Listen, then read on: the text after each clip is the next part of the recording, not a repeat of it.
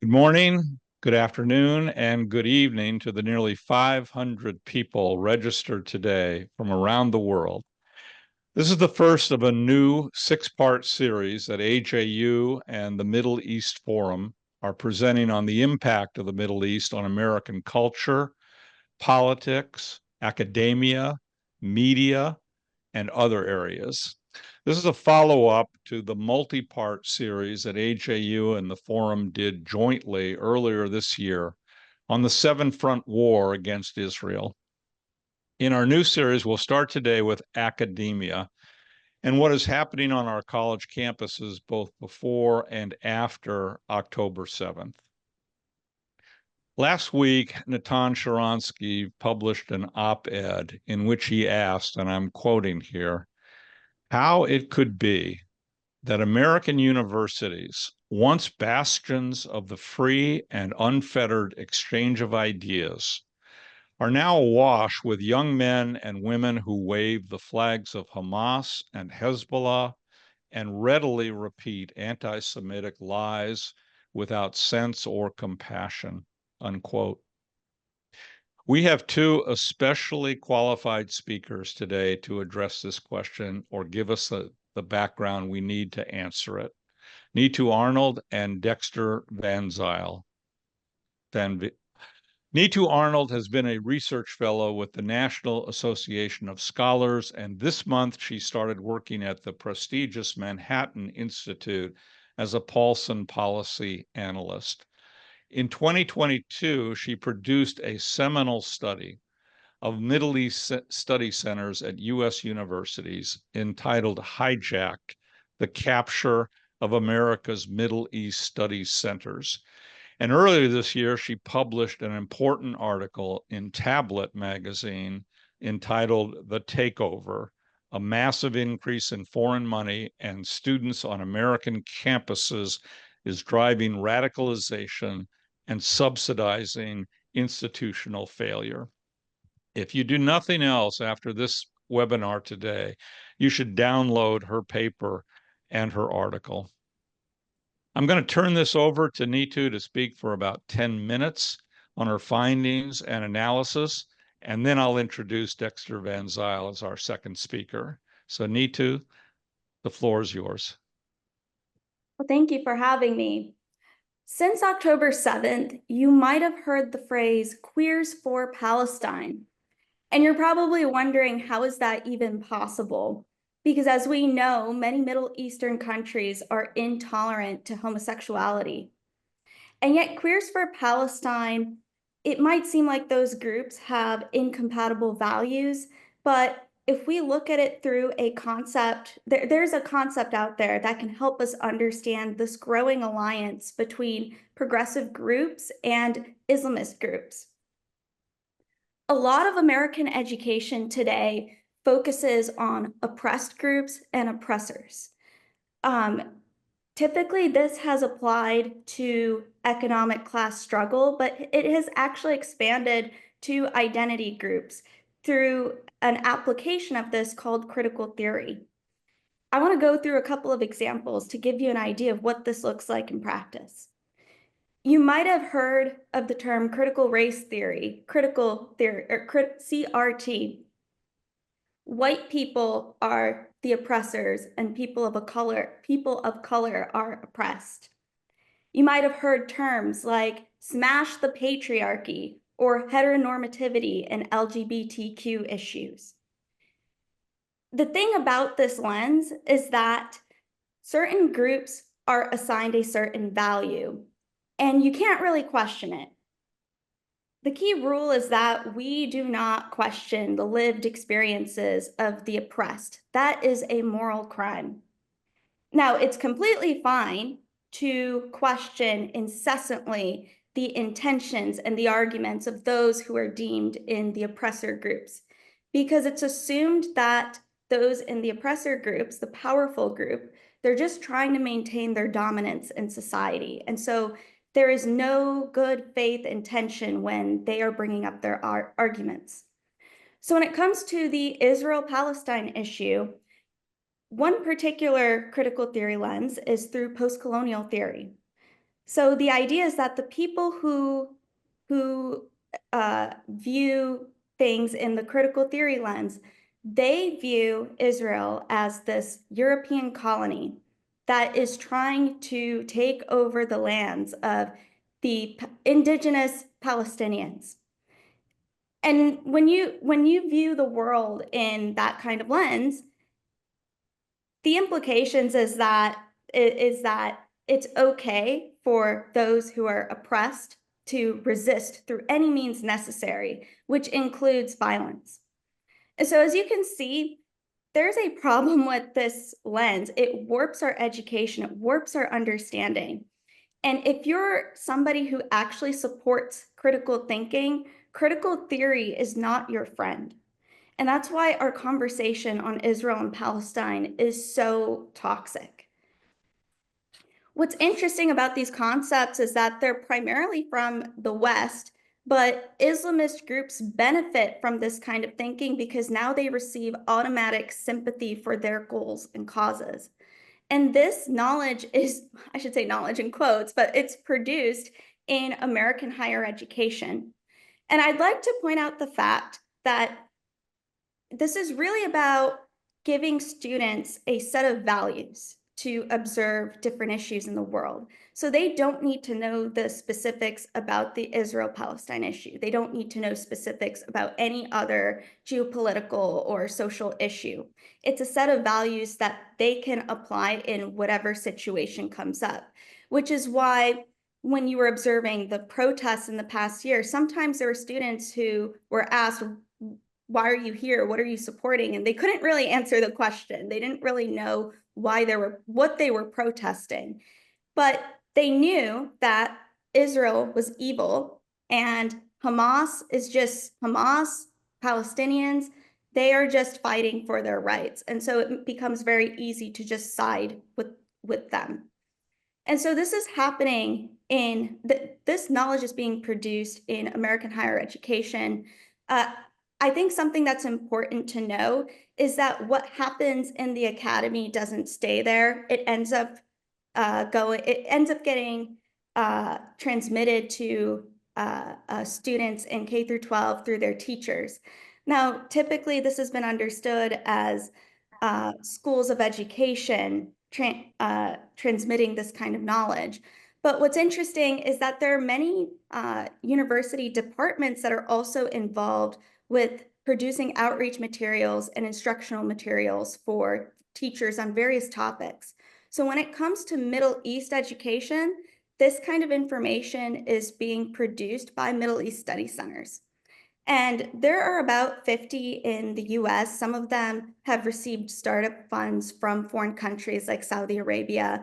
And then some of them are actually supported by the US government. There are a select number of universities that receive $3 million total to run Middle East National Resource Centers. And one of their mandates is to produce instructional materials and outreach programs for the entire community. But in my research, I found that 60% of the instructional materials that are produced by Middle East National Resource Centers are targeted to K through 12 educators. And over the span of 20 years, 20,000 outreach programs have been conducted by these centers, especially for K through 12 educators. And a lot of times, these centers are focusing on issues like Islamophobia, youth activism, climate justice. It doesn't have so much to do about American national security. It has more to do with politicizing education.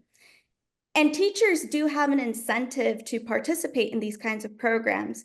In order to receive teacher certification or to maintain their certification, they have to participate in these kinds of educator training programs. Now, this sort of politicized education is well backed by foreign and domestic actors. As an example, the Qatar Foundation funds Arabic Teachers Councils. Arabic Teacher Councils essentially provide professional development opportunities for Arabic language teachers. and they're starting to include social justice education into their classes. If you were paying any attention to the protests, the school walkouts that were happening from New York City to San Francisco, these protests also had domestic backers from George Soros's Open Society Foundation, Rockefeller Brothers Funds, Tides. I'm just listing off a few right now, but they were behind some of these protests. Sometimes the domestic actors and the foreign actors work together. New York University's Near Eastern Studies Department hosts an annual teacher fellowship workshop. These are for teachers who are interested in developing curriculum on Middle East education. Now, this fellowship is in partnership with Global Nomads Group, which is a Jordan-based organization. And Global Nomads Group also has backing from various left-wing organizations, along with the U.S. State Department of Education, U.S. State Department. And fellows have often focused on Middle East education from a post-colonial lens. So there are consequences for this growing alliance between progressive groups and Islamist groups. The first consequence is that we have students who are not learning what they need to know to become productive members of society. To illustrate this point, I'm going to turn to an example of a teacher who was part of this ethnic studies network. And she was interested in inserting Middle East education into the nooks and crannies of her day. That's what she said. And she was interested in doing that because she wanted to go beyond the state curriculum. Now, this is a teacher who also believed that Israel was this European colony that was founded to essentially ethnically cleanse the Palestinians. That was the purpose. So you can only imagine what kinds of information she's disseminating to students. Meanwhile, we have so many students here in the United States who can't do basic reading or math. 2/3 of students can't read or do math at grade level. And so our time would be better spent making sure students are understanding basic skills rather than trying to get them into activism and to take to take on these serious issues at such a young age. The second consequence is that we create a politicized professional class. These students are going to go on to college, and they're going to become future lawyers, people who are working in the government, people who are working in the media. And they have this biased view of our relationship with Israel, our counterterrorism efforts in the Middle East. That doesn't pose really well for our future. And finally, we just have a general public that's just going to be predisposed to one set of narratives. They're going to look at the world through, I would say, a rather black and white lens, one that doesn't appreciate nuance or facts or critical thinking. We should absolutely be paying attention to this growing alliance. And I think the best way we have certain tools at our disposition to make sure that we can actually fight against this. Quality investigative journalism will help bring light to these issues. Having good research is important. It's important for parents to not only be aware of these issues, but if you know that there's politicized education, your child is learning something that really should not be taught in school, to make your voice heard. That pressure matters. And it's also important for lawmakers to be aware of these kinds of issues so that they can do something about it, whether it's using the power of the purse or enforcing the laws that are already on the books. Thank you. Oh, thank you, Neeta. It's you've summarized part of an extraordinarily thorough paper that you wrote in 2022. It's an amazing document. I think it has close to 300 footnotes because you're not simply arguing, you're meeting academic standards of analysis. So once again, I want to recommend it to our audience. And I have a number of questions, but I think I'm going to let Dexter go now, and then we'll come back for questions. All right. Dexter Van Zile is the managing editor of the Middle East Forum's Focus on Western Islamism. He previously worked for 16 years at CAMRA, the Committee for Accuracy in Middle East Reporting and Analysis, focusing on countering Palestinian misinformation broadcast into Christian churches and anti-Semitic propaganda broadcast by white nationalists. His articles have appeared in the Jerusalem Post, the Boston Globe, the Jewish Political Studies Review, and many other publications. In 2015, he published an important collection of essays on anti-Zionism in a book titled Submitted Under Protest: Essays Written in Defense of Western Freedom. He's written several articles for the Middle East Forum this year on what is happening with American students. So I will now turn it over to him for about 10 minutes, and then we'll take your questions. Dexter, please. All right, thank you so much. I want to thank Rick and the folks at AJU for having me speak today. And I also want to say that I'm honored to speak alongside NEETU. It was great to hear you.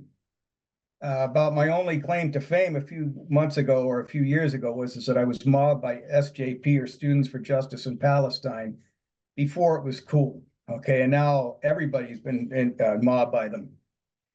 And in the years of since what I saw, I predicted after it happened in downtown Boston, out in front of the ADL offices. I basically saw a mob of young people, most of them far leftists, who were basically part of the Red-Green Alliance, basically use Israel and hostility towards American Jews as a unifying political agenda. And they basically as a rally point, as a muster point in their revolutionary agenda.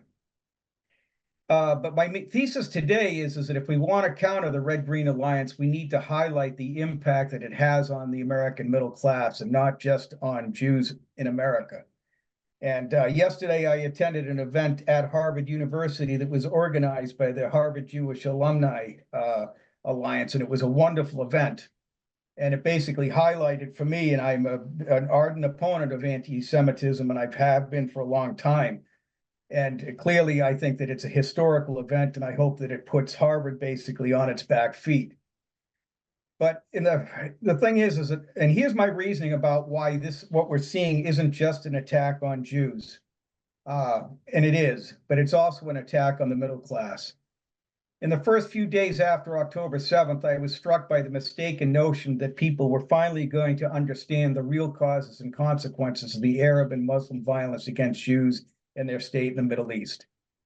The massacre that we witnessed was akin to the lynchings and massacres that took place in the American South after the Civil War and the destruction of slavery as an institution. Now, the intent of the violence perpetrated in the American South was to turn back the clock and reestablish supremacism over former slaves and their descendants who had achieved freedom as a result of the Emancipation Proclamation and the passage of the 13th Amendment, which banned slavery in the United States. And I thought in the days after the massacre that people would see the violence in southern Israel for what it was, an attempt to turn back the clock to something before 1948 and force Jews back into a position of submission under Muslim dominance.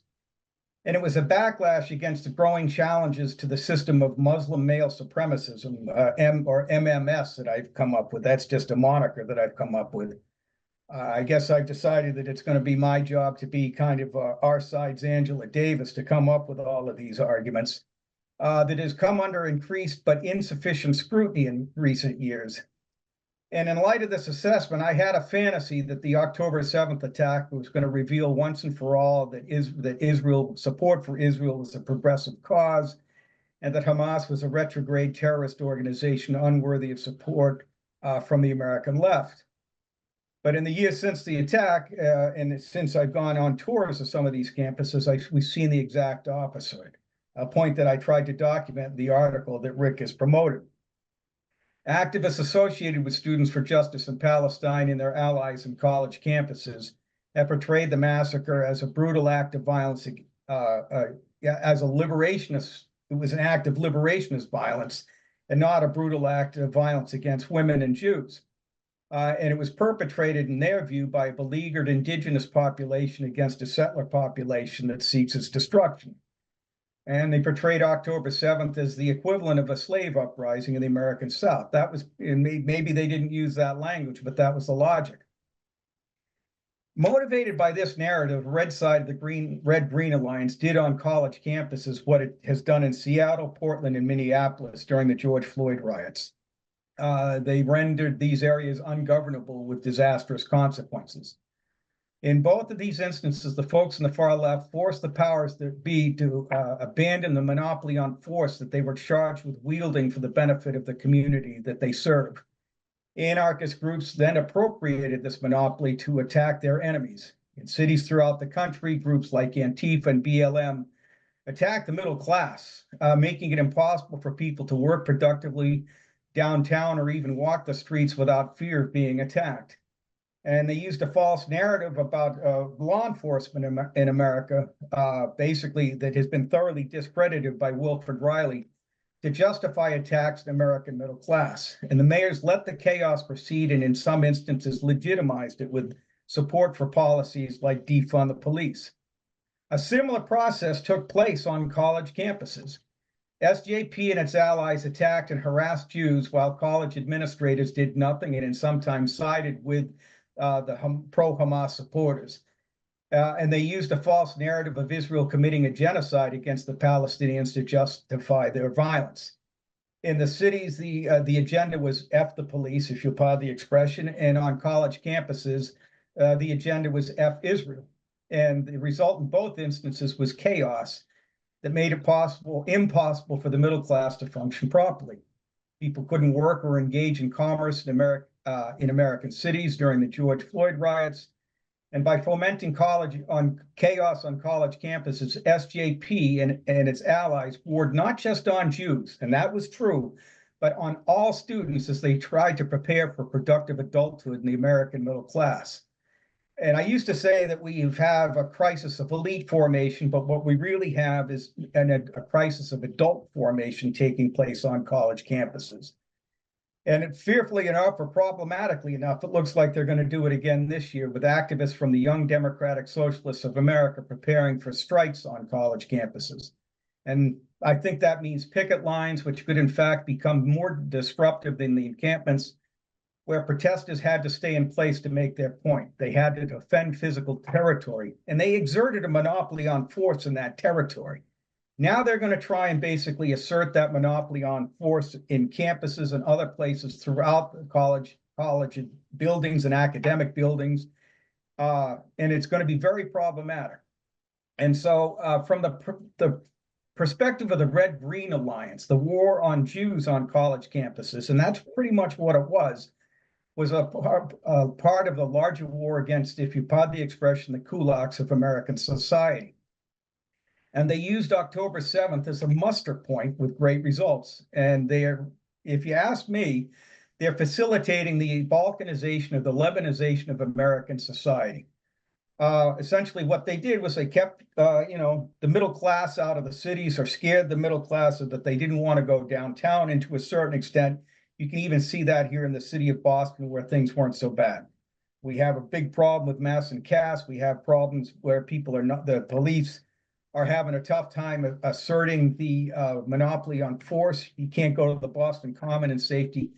And so people are I think the impulse would be to stay in the suburbs. And what you saw on college campuses as a result of these encampments is that Jews basically retreated in some instances, and I don't want to overstate it, but they basically tried to retreat into the dark corners of academic life. And the thing is that the chaos that we have seen on college campuses, which had its predecessor in the cities of downtown, is now starting to hit the suburbs. I see protests in places like Lexington, Massachusetts, where some of these people, mostly are on the far left, are basically attacking Israel. And just recently in Newton, Massachusetts, which technically is a city, but is a suburb of Boston, there was a young man, actually 31, who basically, I think you can say, had a failure to thrive, who basically attacked somebody in the streets of Newton, and essentially the person who was attacked was forced to defend himself. If you look at this person's social media accounts, you're going to see one of the things that NEETU said is that people are encouraged to see things in black and white. Well, that was essentially the language that this person, the father of this person who attacked somebody in Newton told the police that, yes, my son saw this conflict in black and white terms. He saw Hamas in black and white terms. And so essentially what we're seeing is that we're seeing an attempt to disrupt American society. And I think it gives us an idea on how to respond to the challenges we face. And one of the things that we can do is we can start to ask questions in the weeks ahead. The following questions. The same people who disrupted life in our cities during the George Floyd riots have also been the same people who've turned our colleges and universities into war zones. And now they want to have a dominant voice in determining American foreign policy in the Middle East. What makes us think their policies won't engender more chaos? And then another thing we can ask is, why are the people who call themselves progressives siding with Hamas, which perpetrated such a terrible act of violence against women on October 7th? And while we're at it, why is it that every progressive movement is using pro-Hamas activism as a muster point to rally support for its cause? Next weekend, a group called QueerCore, a pro-LGBTQ group, is organizing an event in East Hampton, Massachusetts, that will raise money for the Palestinian Children Relief Fund, which is operated in the Gaza Strip, and whose work has been promoted by Hamas in its newspapers. What's going on here? And why are the folks on the left making the same mistakes that the secularists made in Iran in the late 1970s? Why are we paving the way? Why are the secularists or the progressives, so to speak, doing that? And then also we can just ask a very specific question, one that NEETU mentioned do you know what Islamist regimes in the Middle East do to Christians, women, and people in the LGBTQ communities? And I don't want people to ask this of the leftists, but ask people in the rank and file middle class folks about these things. And if you look closely at the questions I've asked, you won't see the word Israel or anti-Semitism or Jew or Jewish in any of the questions I ask. And the goal of these questions and the story behind them is to decenter Israel and American Jews from the narrative. And I love using that word decenter because it's the one that the leftists use. And basically put American middle class in the center. And the reason why is because ultimately they're the target. This is a revolutionary movement. And I think that all of this reminds us once again that anti-Semitism is comprised of an ideological instrumental component. And yes, the people on the red side of the Red-Green Alliance believe some of the crazy things that they say about Israel and the Jews, but they are saying these things not just because they believe them, but because they want to tell these stories to basically destabilize American society. And in the long run, they're going to end up helping the Islamists very much. And with that, I'll turn it back over to Rick. I want to encourage you, the people watching this, to read Dexter's articles. You can find them either one in the chat function, others at the Middle East Forum website. He's shown considerable courage going into the midst of many of the demonstrations in several locations and universities to document what is happening there. And I encourage everyone to read those articles. NEETU, we have a question. We're going to go over just a little bit here on our half hour, but NEETU, this is a question that may lead to a broader discussion of your methodology. We have an anonymous attendee who asks, how do you know Soros and Rockefeller supported the various demonstrations on university campuses? And if so, which groups or positions did they support? NEETU, maybe you have an answer. Dexter, maybe you have one. Let me give the floor to each of you. NEETU, you're on mute. There we go. So that's from reporting by the New York Post, where they actually found the protests were organized by Students for Justice of Palestine, which is backed by Soros. Some of the leaders who were encouraging these protests, they were fellows with the U.S. Campaign for Palestinian Rights, which is also funded by Soros. I actually went through some of these groups in another article I wrote for Tablet. It's called "The Child Soldiers of Ethnic Studies." Soros is backing up a lot of various organizations that have been involved with these protests, that are involved with ethnic studies, and various other groups that have been involved with the protests. So I would recommend reading that piece. And it's not just Soros, there are other organizations as well. Right. I don't want to. I think NEETU basically documented and spoke about everything that we needed to hear, or a lot about it, and pointed people in the right direction. The interesting thing is that it's pretty well documented that George Soros has funded campaigns for district attorneys throughout the country who have essentially facilitated the retreat of law enforcement in a lot of urban environments, which goes back to the issue that I keep talking about, which is abandoning the monopoly on force, or the legitimate use of force by the state. This is one of the things that's going on, and it has its analog with our attempts to basically deny Israel the right to defend itself in the Middle East. And if you look closely, you see the markings or the consequences of that retreat in cities like Seattle, Portland, and Minneapolis, and you see it on college campuses throughout the country. And what happens is that once that narrative, or that impulse to basically retreat and abandon the monopoly on force becomes operative, essentially then chaos ensues. And I think, and it's opened the path for ideologies from the Middle East to basically have their sway in American political life and in American intellectual life as well. Wait, let me just interrupt you, Dexter, because I want to get to an important question that Irvin Varconi has asked, and Eric Green has asked a similar question. Irvin's question is: the comments so far focus on the left, on progressives.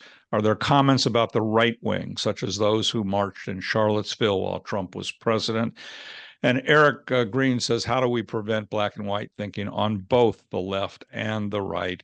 Neither extreme seems very credible, nuanced, or self-critical. So we're actually over a little bit, but I want to give you guys 1 or 2 minutes to address those important questions.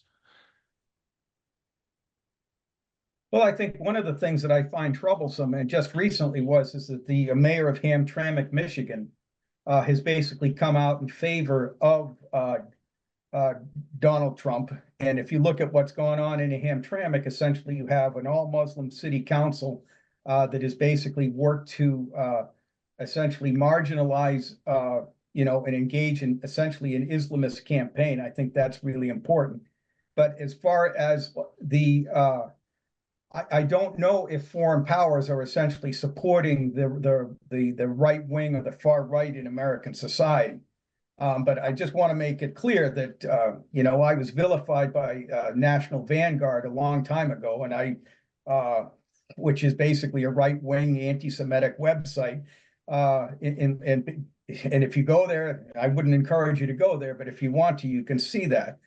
And also, basically, I did criticize Donald Trump's son for basically affiliating with an organization called True News a while back. That was a long time ago, but so essentially, I think that anybody that's going to have any credibility on this issue is important. But but this was a talk about the Red-Green Alliance.